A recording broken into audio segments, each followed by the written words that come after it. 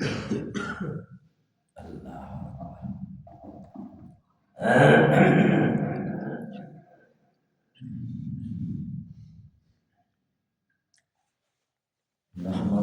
ونصلي ونسلم على رسوله الكريم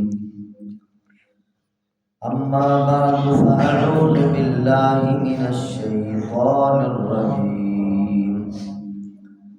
بسم الله الرحمن الرحيم له معقبات من بين يديه ومن خلفه يحفظونه من أمر الله إن الله لا يغير ما بقوم حتى يغيروا ما بأنفسهم وإذا أراد الله بقوم سوءا فلا مرد له وما لهم من دونه من وال سبحان ربك رب العزة عما يصفون وسلام على المرسلين والحمد لله رب العالمين.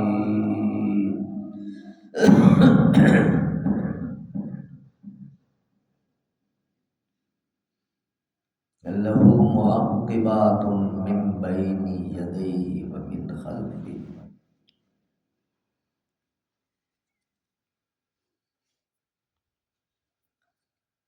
حضرت انسان کی حفاظت کے لیے باری باری آنے والے آگے پیچھے مقرر فرشتے ہیں. یحفظونہ من امر اللہ، جو بحکم الہی حضرت انسان کی نگہبانی کرتے ہیں، حفاظت کرتے ہیں. ان اللہ لا یغیر ما بقوم، یقیناً اللہ تعالی کسی قوم کی حالت کو نہیں بدلتے حتی یغیروا ما بانفسہم، جب تک کہ وہ خود اپنے آپ کو بدل نہ لیں. وَإِذَا أَرَادَ اللَّهُ بِقَوْمٍ سُوءًا،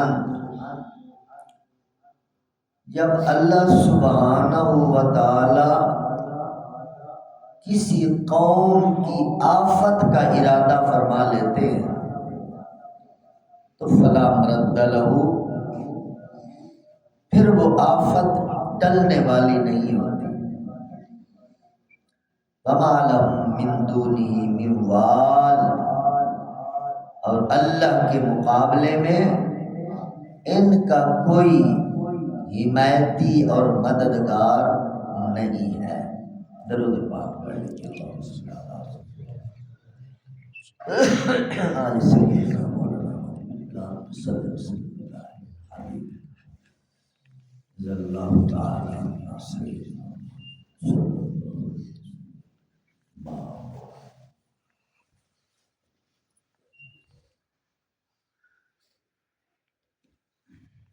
حاضرین محترم، انتہائی واجب الاحترام قابل احترام دوستوں، بزرگوں، بھائی عزیزوں،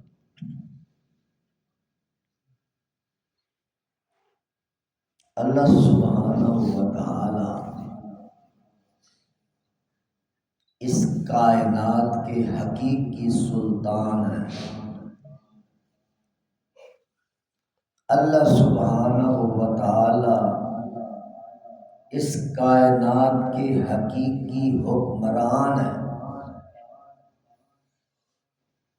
احکم الحاکمین ہیں، اکرم الاکرمین ہے، اجود الاجودین ہے، اول الاولین ہے، آخر الآخرین ہے، سلطان السلاطین ہے، رب العالمین ہے، رب العرش العظیم ہے، اور ارحم الراحمین ہے۔ براہ راست ساری کائنات کی نگرانی فرما رہے ہیں، مگر اس کے ساتھ ساتھ اللہ سبحانہ و تعالی کی ایک پسند ہے، ایک فیصلہ ہے، ایک تقدیر ہے، ایک تدبیر ہے، ایک ترتیب ہے کہ وہ کارکنان قضاء و قدر یعنی فرشتوں کے ذریعے اللہ تعالیٰ اس نظام کائنات کو چلا رہے ہیں۔ یہ نہیں کہ اللہ فرشتوں کے محتاج ہے، بس اس کی پسند ہے سارے فرشتے مر جائیں، اس کو کوئی فرق نہیں پڑتا، آسمان کھڑا رہے گا، زمین کا نظام چلتا رہے گا، ہوائیں چلتی رہیں گی اور سارا نظام عالم چلے گا، کیونکہ اصل مالک حقیقی، خالق حقیقی اور حاکم حقیقی اللہ کی ذات ہے۔ کارکنان قضاء و قدر، اللہ کے کارکن، اللہ کے مزدور، اللہ کے نوکر، اللہ کے چاکر، اللہ کے کارندے، اللہ کے سفیر، اللہ کے نظام چلانے والے فرشتے کتنے؟ قرآن کہتا ہے وَمَا يَعْلَمُ جُنُودَ رَبِّكَ إِلَّا هُوَ، فرشتے اربوں خربوں۔ اللہ خود فرما رہے ہیں 29ویں پارے میں سورۃ مدثر میں وَمَا يَعْلَمُ جُنُودَ رَبِّكَ إِلَّا هُوَ، اللہ کے سوا فرشتوں کی تعداد کو جانتا ہی کوئی نہیں۔ آسمانوں پر ہر آسمان کو فرشتوں نے آباد کیا، عبادتیں چل رہی ہیں، نمازیں چل رہی ہیں، سجدے چل رہے ہیں، رکوع، قیام، قعود، سجود، کوئی کسی تسبیح میں، کوئی کسی فرما برداری میں، کوئی کسی ڈپٹی میں۔ یہ سرکاری فوج ہے، حکومت الہیہ کے کارکنان ہیں جو ساری کائنات کے اندر گھوم پھر رہے ہیں اور اللہ کے نظام کو اللہ کے حکم سے چلا رہے ہیں۔ اور حضرت انسان تو اللہ کا خلیفہ ہے، اللہ کا لاڈلا ہے، اللہ کا پیارا ہے۔ اللہ خود فرماتے ہیں خلقتہ بیدیّ، میں نے حضرت انسان کو اپنے ہاتھوں سے بنایا۔ باقی چیزوں کو اللہ نے کون کہہ دیا، مگر جب انسان کی بات آئی تو اللہ فرماتے ہیں میں نے خود اپنے ہاتھوں سے انسان کو بنایا ہے، چونکہ یہ میرا خلیفہ ہے، میرا نائب ہے۔ تو انسان کے رحم مادر سے لے کر موت تک، یعنی ماں کے پیٹ میں جو انسان کی رہائش ہوتی ہے یا وجود بنتا ہے یا انسان کا آغاز ہوتا ہے، ابتدا ہوتی ہے، اس ابتدا سے لے کر ماں کے پیٹ کی ابتدا سے لے کر قبر کے پیٹ کی انتہا تک اللہ کے فرشتوں کا جمع غفیر حضرت انسان کے دائیں بائیں آگے پیچھے اوپر نیچے ہر طرف فرشتوں نے گھیرا۔ لہو معقبات من بین یدیہ ومن خلفہ یحفظونہ من امر اللہ۔ اس آیت کی تفسیر آپ سن رہے ہیں، ترجمے سے آپ کو بات سمجھ میں آ گئی ہوگی۔ اللہ فرما رہے ہیں کہ حضرت انسان کی حفاظت کے لیے باری باری آنے والے فرشتے ان کے آگے پیچھے ہم نے مقرر کر دیے ہیں یحفظونہ من امر اللہ، جو اللہ کے حکم سے حضرت انسان کی حفاظت کرتے ہیں۔ یہ آیت، یہ قرآن ہے، یہ سورۃ رعد ہے، 13واں پارہ ہے، اللہ کا فرمان ہے۔ میرے محترم دوستو، حدیث پاک میں آتا ہے کہ 10 فرشتوں کی ڈیوٹی انسان پر لگی ہے۔ ایک دائیں کندھے پر ہے، ایک بائیں کندھے پر، 2 فرشتے آنکھوں پر، اور 2 فرشتے ان 2 ہونٹوں پر مقرر ہیں۔ 2 ہونٹوں پر 2 فرشتے مقرر ہیں، ان کی پتہ ڈیوٹی کیا ہے؟ خاص ان 2 فرشتوں کی ڈیوٹی یہ ہے کہ جب یہ بندہ درود پڑھنے لگے، میرے نبی پر سلام پڑھنے لگے، میرے نبی پر درود پڑھنے لگے، تم نے اس کو محفوظ کر کے میرے نبی کی بارگاہ تک پہنچانا۔ 2 فرشتے ہونٹوں پر مقرر ہیں، اور ایک فرشتہ منہ کے اوپر خاص طور پر مقرر ہے کہ میرے انسان کے منہ کے اندر کوئی بوزی چیز نہ چلی جائے، کوئی سانپ بچھو نہ چلا جائے، کوئی ایذا دینے والی چیز نہ چلی جائے۔ اور ایک فرشتہ میرے محترم دوستو آگے کی طرف ہے، ایک پیچھے کی طرف ہے، اور ایک فرشتہ انسان کی پیشانی پر، انسان کی پیشانی پر ایک فرشتہ ہے جس کی ڈیوٹی کیا ہے کہ جب یہ سجدہ کرے، جب پیشانی اللہ کے لیے جھکائے، جب عاجزی اختیار کرے، اس فرشتے کی ڈیوٹی ہے اس بندے کو سر بلند کرتا ہے۔ اور اس فرشتے کی ڈیوٹی ہے جو پیشانی پر مقرر ہے، جب یہ بندہ غرور کرنے لگے، آکر دکھانے لگے، تکبر کرنے لگے، بڑا بننے کی کوشش کرنے لگے، اس فرشتے کی ڈیوٹی ہے کہ اس بندے کو ذلیل کرنا ہے۔ یہ اللہ کا غیبی نظام، خفیہ نظام چل رہا ہے۔ حدیث پاک میں آتا ہے من تواضع للہ فقد رفعہ اللہ، حضور کی مقدس زبان سے جملے نکلے ہوئے ہیں، جو اللہ کے لیے عاجزی اختیار کرے گا، اللہ کے لیے جھک جائے گا، اللہ کے لیے مٹ جائے گا، اللہ کے لیے ہٹ جائے گا، اللہ کے لیے کٹ جائے گا، اللہ کے لیے مر مٹ جائے گا، اللہ کا وعدہ ہے میں اس بندے کو سر بلند کروں گا۔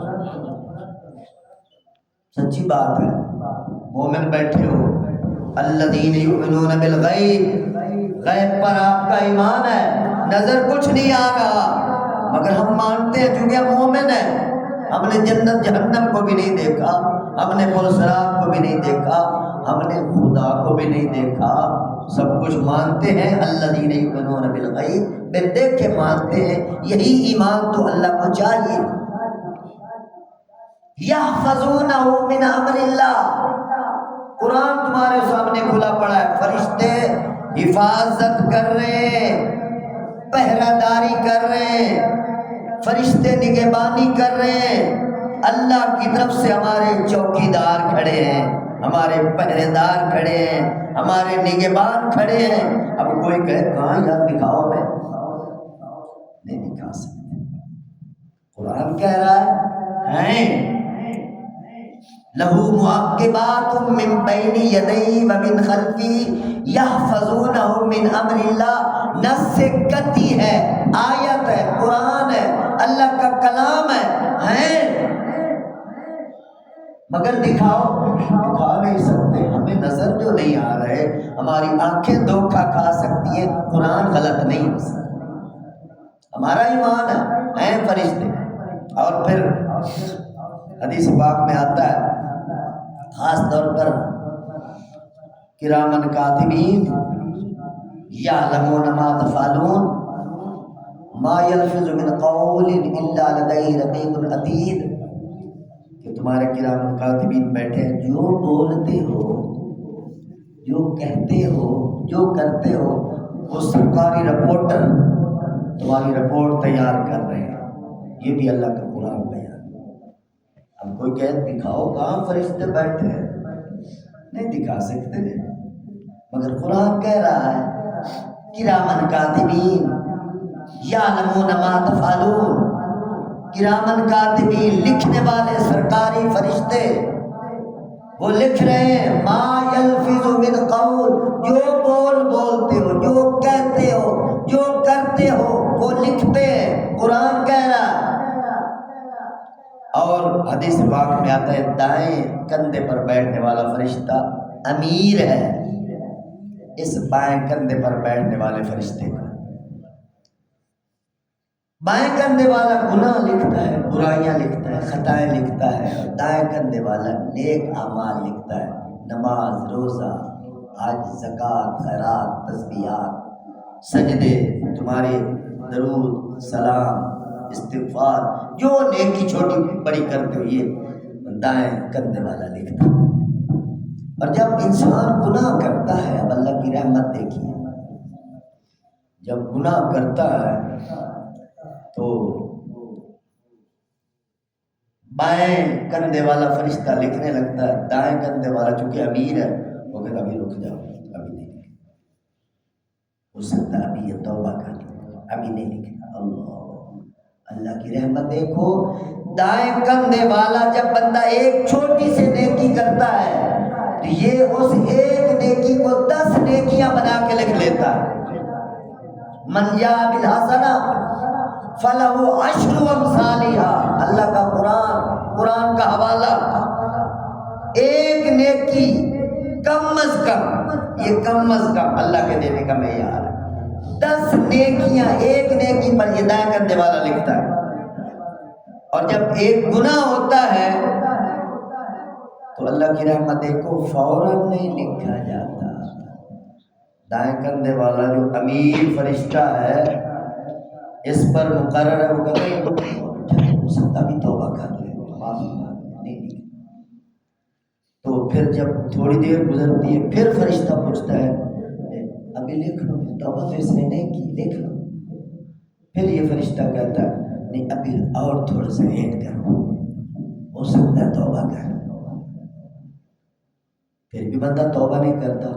پھر تیسری بار پھر سوال کرتا ہے یہ بائیں کندھے والا جو گناہ لکھنے والا فرشتہ ہے کہ اب لکھ لو، ابھی اس نے نہیں توبہ کی.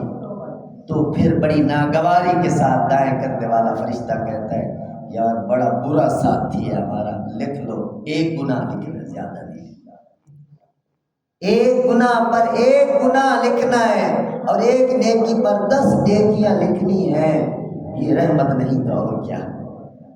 اور پھر گناہ بھی لکھا جاتا ہے، 7 فرشتے ناگواری کا اظہار کرتے ہیں یار بڑا بھیڑا ساتھی ہے، بڑا برا ساتھی، بڑا گندا ہے یار، اس کو خدا سے بھی شرم نہ آئی، نہ اللہ کا لحاظ کیا نہ ہمارا لحاظ کیا.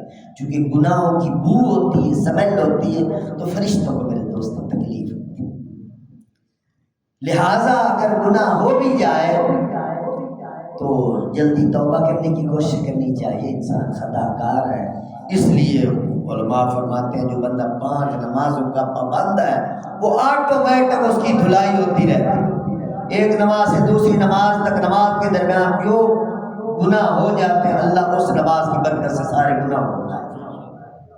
جو پکا نمازی ہے، نمازوں کا عادی ہے، خاص طور پر نماز با جماعت تکبیر اولیٰ کے ساتھ مسجد میں پڑھنے والا ہے، وہ بڑا ہی خوش نصیب ہے، بڑا ہی مبارک ہے. اس کی تو ایسی دھلائی کی جاتی ہے کہ کوئی گناہ اس کا باقی نہیں رہتا. اور پھر ایک اور مزے کی بات آپ کو بتاؤں، اللہ کی رحمت کو دیکھیے، فرشتوں کا تبادلہ ہوتا ہے. یہ جو 10 فرشتے میں نے آپ کو بھی گن کے بتائے ہیں، یہ 10 فرشتے رات کو ہوتے ہیں، 10 فرشتے دن کو ہوتے ہیں. اور عصر کے وقت بھی ان کی ڈیوٹی تبدیل ہوتی ہے اور صبح کے وقت بھی ان کی ڈیوٹی تبدیل ہوتی ہے. تو جو نمازی بندہ ہوتا ہے جب فرشتے یعنی عصر کے وقت یا صبح کے وقت تبادلہ ہوتا ہے ان رات والے فرشتے جا رہے ہیں، دن والے آ رہے ہیں، یا دن والے جا رہے ہیں رات والے آ رہے ہیں، تو اللہ جاننے کے باوجود پوچھتے ہیں میرے بندے کیا کر رہے ہیں؟ جاننے کے باوجود اللہ پوچھتے ہیں میرے بندے کیا کر رہے ہیں؟ تو فرشتے کہتے ہیں یا اللہ جب گئے تھے پھر بھی نماز میں تھے، جب آئے ہیں پھر بھی تیرے بندے نماز میں تھے۔ یار کتنی خوش نصیب، یہ باتیں حق ہیں، ایمان کی باتیں، قرآن کی باتیں، حدیث کی باتیں، یہ غیب کی باتیں، حقیق کی باتیں، ان کو دل میں جگہ دینی ہے میرے محترم دوست۔ کتنے خوش نصیب ہو نماز پڑھنے کے بعد پھر اللہ کا قرآن سن رہے ہو، اللہ کے قرآن کا درس سن رہے ہو، قرآن کی تفسیر سن رہے ہو، نہ بیٹھتے تو یہ باتیں کیسے معلوم ہوتی؟ جب اللہ کا نور سامنے آتا ہے تو دل پر کرن گرتی ہے، دل پر روشنی آتی ہے، دل پر بہار آتی ہے، دل پر نورانی برسات ہوتی ہے، کیفیت بدلتی ہے، حالات بدلتے ہیں، خیالات بدلتے ہیں، انسان نور کے سمندر میں داخل ہو جاتا ہے، پھر دنیا بھی پرسکون بن جاتی ہے، آخرت بھی پرسکون۔ یحفظونہ من امر اللہ، اللہ کے حکم سے یہ فرشتے حفاظت کرتے رہتے ہیں۔ اور یہ بات بھی ذہن میں رہے کہ جب اللہ پاک کسی آفت میں مبتلا کرنا چاہتے ہیں، اللہ کا کوئی فیصلہ ہو جاتا ہے، مثلا موت جیسی آفت کا وقت آ جاتا ہے، موت ایک محفوظ ترین قلعہ ہے، وقت سے پہلے اس قلعے کے اندر کوئی داخل نہیں ہو سکتا۔ موت کے قلعے کے اندر وقت سے پہلے کوئی داخل نہیں ہو سکتا۔ موت کا ایک وقت ہے اور اس وقت پر تمام نگہبان فرشتے، تمام محافظ فرشتے، تمام نگران فرشتے، تمام چوکیدار فرشتے، تمام پہرے دار فرشتے، سارا نظام ہٹ جاتا ہے، چونکہ اللہ کا امر آیا ہے، موت کا وقت آیا ہے۔ اذا جاء اجلهم لا يستأخرون ساعة ولا يستقدمون، جب اللہ پاک کا مقرر کردہ وقت آتا ہے وہ ایک منٹ نہ آگے ہو سکتا ہے نہ پیچھے ہو سکتا ہے، سارا اللہ کا نظام ہٹ جاتا ہے، پھر موت میرے دوستوں تاری ہو جاتی ہے۔ اس لیے میں نے پہلے عرض کیا اصل ناظم اللہ ہے، اصل حاکم اللہ ہے، اصل سلطان اور حکمران اللہ ہے، فرشتے تو اللہ کے کارکن ہیں، اللہ کے حکم سے یہ نظام چلا رہے ہیں۔ ان اللہ لا یغیر ما بقوم حتی یغیروا ما بانفسہم، اللہ فرماتے ہیں کہ میں کسی قوم کی حالت کو نہیں بدلتا جب تک کہ وہ خود اپنے اندر کو تبدیل نہ کر لے۔ خدا نے آج تک اس قوم کی حالت نہیں بدلی، نہ ہو جس کو فکر خود حال اپنے کے بدلنے کا۔ جس بندے کو اپنے آپ کو بدلنے کا خیال پیدا ہو گیا، نظریہ پیدا ہو گیا، عقیدہ میں نے چینج ہونا ہے، میں نے نیک بننا ہے، میں نے تہجد گزار بننا ہے، میں نے بس اللہ کو راضی کرنا ہے، جب اندر سے نیت ہو جاتی ہے، ارادہ بن جاتا ہے، خود اپنے کو آپ کو تبدیل کرنے کا عزم ہو جاتا ہے، پھر میرے دوستو اللہ بھی انسان کو بدل دیتا ہے۔ جب انسان اپنے آپ کو بدلنے کا سوچتا ہی نہیں، یہ اللہ کا نظام ہے دنیا کا۔ لوگ کہتے ہیں اللہ کو منظور ہوا تو نمازیں پڑھ لیں گے، اللہ کو منظور ہوا تو روزے رکھ لیں گے، اللہ کو منظور ہوا تو حج کر لیں گے، عمرہ کر لیں گے، کروڑوں کے مالک ہیں مگر بیچاروں کو حرم کا چہرہ دیکھنا نصیب نہیں ہے، تو بس یہ اللہ کو منظور ہوا تو یہ ہو جائے۔ یہ وہ دھوکہ ہے جو اپنے آپ سے کیا جاتا ہے۔ یوں تو کبھی نہیں کہتے یہ لوگ کہ اللہ کو منظور ہوا تو ہم روٹی کھا لیں گے، روٹی کے لیے اٹھیں گے اور ہاتھ دھوئیں گے اور اہتمام کے ساتھ کھانا کھائیں گے۔ یہاں یہ کیوں نہیں کہا تم لوگوں نے اللہ کو منظور ہوا تو کھا لیں گے، نہیں اٹھاتے روٹی؟ اللہ کو منظور ہوا تو کپڑے پہن لیں گے، کپڑے کیوں بدلتے ہو؟ گندے کیوں نہیں پھرتے ہو؟ پرفیوم لگا لگا کے گلیوں میں گھومتے پھرتے ہو؟ یہاں کیوں نہیں کہتے کہ اللہ کو منظور ہوا تو کپڑے چینج کر لیں گے، کھانا کھا لیں گے؟ بیمار ہوتے ہو فوراً ڈاکٹر کے پاس دوڑتے ہو، کیوں نہیں کہتے کہ اللہ کو منظور ہوا تو ٹھیک ہو جائے گی، دوائی کی کیا ضرورت؟ یہ دھوکہ ہے جو اپنے آپ سے کیا جا رہا ہے اور کسی سے نہیں۔ ان اللہ لا یغیر ما بقوم حتی یغیروا ما بانفسہم، اللہ فرماتے جب تک انسان خود اپنے آپ کو بدلنے کی کوشش نہیں کرتا، ہم بھی نہیں بدلتے۔